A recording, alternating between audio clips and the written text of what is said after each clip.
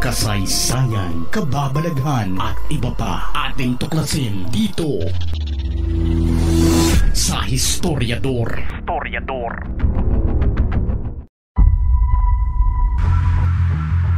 Dalawang taon ang makalipas matapos lusubin at pasukin ng Russia ang katabi nilang bansang Ukraine, ay klaro na konting panahon na lang ay mapapasakamay na ni Vladimir Putin ang teritoryo ng kalaban dahil paubos na ang supply ng mga bala at armas at naghihingalo na. Pero patuloy pa ring lumalaban ang bansang Ukraine. Hindi naging sapat ang pagtulong ng ibang bansa sa Ukraine at pagpapadala ng mga armas at bala para labanan ng Russia. Kamakailan lang ay nagmungkahi ang presidente ng bansang France na si Emmanuel Macron na dapat nang mangialam ang NATO at European Union sa nangyayaring gyera sa Ukraine. Iminungkahi nito na magpadala ng mga sundalo mula sa NATO at European Union para tulungan ang Ukraine sa paglaban sa mga Ruso. Pero kaagad na umalma ang halos lahat ng miyembro ng NATO dahil sa napakadelikado ng mungkahi ni Macron. Siguradong mahihila palapit ang buong mundo sa kinakakatakutang ikatlong digmaang pandaigdig kapag nervyosin si Putin at magpakawala ng kanyang mga nuclear arsenal. Umalma ang Germany sa mungkahi ng France at pati na mismo ang Poland at Czech Republic na malapit na taga-suporta ng Ukraine ay hindi sang-ayon na magpadala ng mga sundalo mula sa NATO para tulungan ang mga Ukrainian na talunin ang mga Ruso. Kahit mismo ang Estados Unidos na siyang may pinakamalakas na sandatahan sa buong mundo ay hindi pabor na magpadala ng puwersa ng mga sundalo para pigilan ng Russia na makumpleto ang kanilang misyon na tuluyan ang paluhurin ng Ukraine. Siguradong direktang komprontasyon ang mangyayari sa mga kasundaluhan ng NATO laban sa mga Ruso sa oras na lalapag sila sa kalupaan ng Ukraine.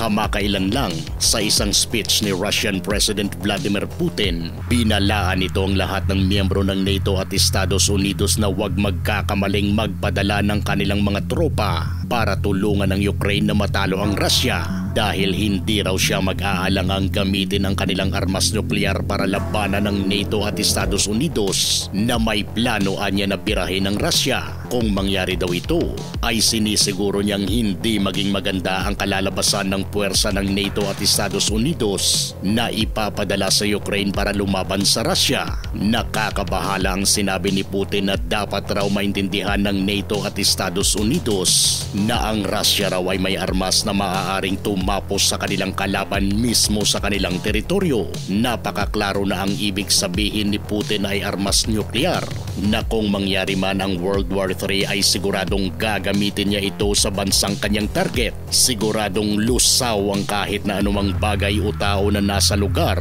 kung saan doon babagsak ang pinalipad na bomba nuklear. Masasalagman siguro ang iba pero ang sigurado ay may babagsak at babagsak talaga sa ibang mga lugar na target ng kalaban. Ang binabalak raw ng NATO at Estados Unidos na gagawin ay magre-resulta lang daw sa isang conflict kung saan ay wala ng pagpipilian pa kundi ang gumamit ng armas nuklear at kapag mangyari daw yun ay yun na ang pagkasira ng sibilisasyon ng tao. Malaki ang takot ni Putin na may plano talagang hindi maganda ang NATO at Estados Unidos sa Russia. Kaya sa bawat pagsali sa NATO ng mga katabing bansa ng Russia ay mas lalong kinakabahan si Vladimir Putin dahil para sa kanya balang araw ay pagkakaisahan siya. Rason kung bakit daw niya sinakop ang Ukraine ay para mapigilan ang banta sa seguridad ng Russia sa oras na pumasok na ang Ukraine sa NATO. Kung ano raw ang ginawa noon ng Western countries na ikinabagsak ng Soviet Union ay siya ring estilo na ginagawa nila ngayon para pabagsakin ng Russia. Kailangan raw na maging matatag ang relasyon ng Russia sa mga bansang tutulong sa kanila, kagaya ng ilang Arab countries. Ganon din ng ilang mga nasyon sa Latin America na katulad ni Putin ay galit rin sa Estados Unidos. Kung ano ang nasyon na galit sa mga Kano, ang siya namang nasyon na pabor kay Putin, kagaya ng Iran, Colombia, Venezuela, China at Syria. Isa na naman si Putin sa mga pinaniniwalaang may pakana sa pagkatodas ng nakulong na opposition leader na si Alexei Navalny. Kung hindi na sa ibang bansa nagpakalayo ay todas ang inaabot ng mga taong gustong manindigan kontra kay Vladimir Putin. Pero hindi ito makulong-kulong dahil sa palaging walang matibay na ebidensya na nakakapagdiin sa kanya. Sa katunayan, si Vladimir Putin ay may warrant of arrest na sa ICC matapos ang kanilang ginawang investigasyon noong March 17, 2023. Pero ang tanong, sino ang tanga na aaresto nito sa kanya kung hindi nga nila mapigilan kung paano niya durugin ang bansang Ukraine? Sa takbo ng pag-iisip ni Vladimir Putin ay hindi malayong mangyari na baka bigla na lang itong magpalipad ng nuklear laban sa mga bansang kanyang target. Dito sa Pilipinas ay delikadong sitwasyon natin dahil siguradong nagmamatsyag lang ang China sa kung ano man naggagawin ni Putin.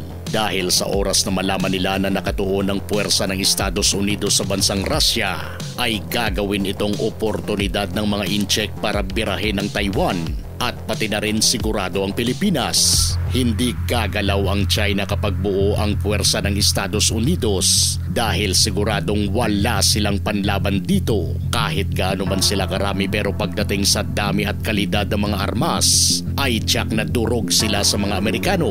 Pero kapag hati ang puwersa ng Estados Unidos ay ito na ang pagkakataon ng China na makapanakop ng mga bansang gusto nilang angkinin.